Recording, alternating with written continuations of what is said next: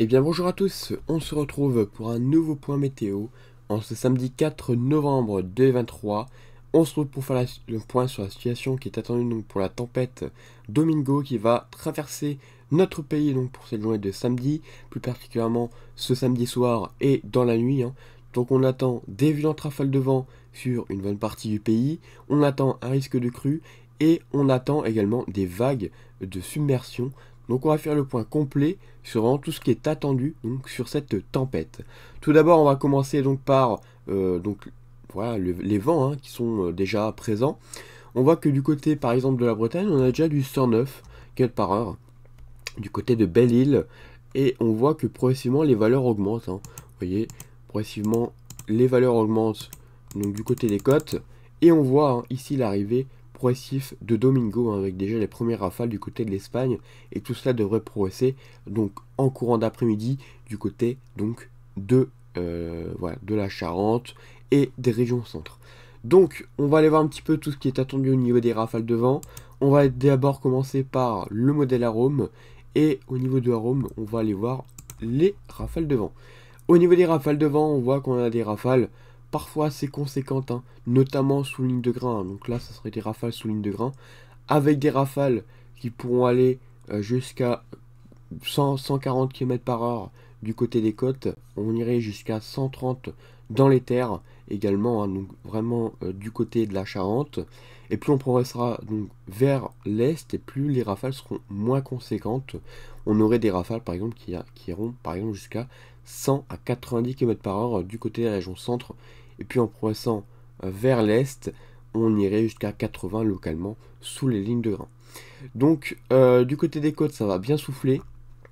On attend donc, beaucoup de vent. Je vous mets la carte tout de suite de tout ce qui est attendu. Donc voilà, donc, au niveau de la période, de l'intensité, ce serait plutôt la Charente qui prendrait le plus au niveau des rafales de vent. 120 à 140. Ensuite en progressant un peu plus dans les terres, 100 à 120. Donc les rafales vont quand même bien rentrer dans les terres. Et puis on ira vers l'est, moins les rafales sont fortes. Donc voilà. Mais on gardera quand même une fourchette de 70 à 80, localement 90. Tout ça sous ligne de grain. Voilà. Également, on a des fortes rafales du côté de la Corse. Là, on irait jusqu'à 140 km par heure du côté, notamment du côté des montagnes. Et dans les terres, on pourrait aller jusqu'à 95, 85 à 100 km par heure. Donc ça va également bien souffler. Donc tout cela est prévu pour la nuit. Donc le principal est prévu pour la nuit. Maintenant, on va aller s'intéresser aux vagues. Vous allez voir qu'aux vagues, on attend des belles vagues aussi. Donc, on va les voir.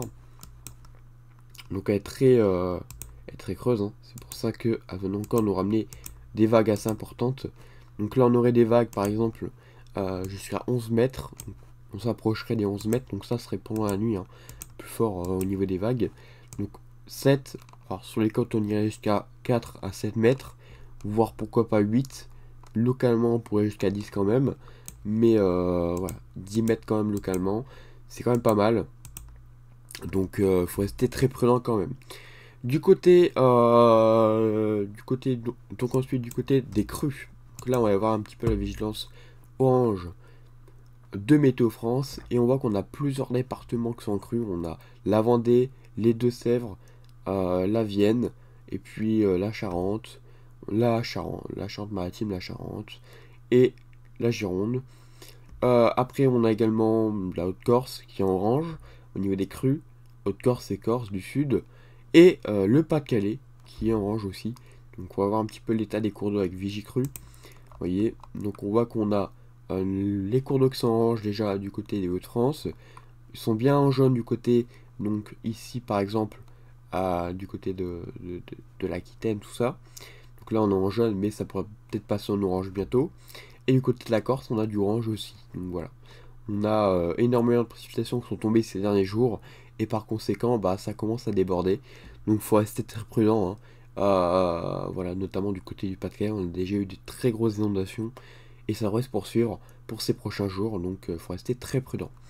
Au niveau donc de la dépression de Domingo, la voici. Avec ici, comme on la voit, avec les pressions. Des pressions encore assez basses, 975. En s'évacuant du côté donc de la Belgique et de l'Allemagne. Donc 975, donc est baptisé Fred, mais c'est pour nous la tempête Domingo. Donc elle s'évacue. Donc on a également l'autre dépression, Ciaran, qui s'est évacuée et qui continue. Donc Ciaran, elle est moins creuse. Donc voilà, elle nous apporte des vents moins importants, voilà, en se dirigeant vers l'est. Donc Ciaran et Domingo vont prochainement mourir, donc ils vont plus être existants, précisément, il n'y aura plus.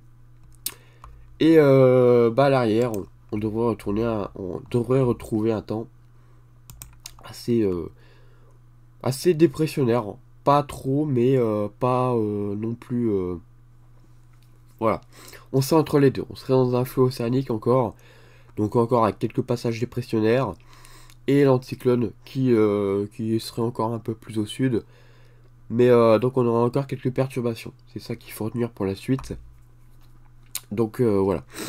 Si je dois résumer si je dois vraiment résumer tout ce que j'ai dit donc pour la tempête Domingo, on doit avoir des fortes rafales de vent du côté de la Charente et dans les terres du côté des régions centre, des risques de vagues submersion, par exemple des vagues jusqu'à 7 mètres du côté de la Charente. Également, on pourrait avoir un risque d'inondation locale, donc du côté de la Vendée, de la Charente, du Pas-de-Calais et de la Corse. Et également, on devrait avoir des rafales sous ligne de grande, donc dans les terres. Voilà. C'est tout ce qu'il faut retenir pour la tempête Domingo. Ensuite, ça va s'évacuer donc dans la journée de demain. Et donc progressivement, on devrait avoir la traîne qui devrait arriver avec des averses parfois orageuses, ce qui est déjà le cas d'ailleurs, un petit peu. Donc voilà, ça devrait se poursuivre donc pour la journée de demain. Voilà, écoutez, merci d'avoir suivi ce point météo, et restez prudent quand même face à cette tempête, qui pourrait quand même s'avérer assez dangereuse du côté de la Charente. Voilà, merci, et à bientôt.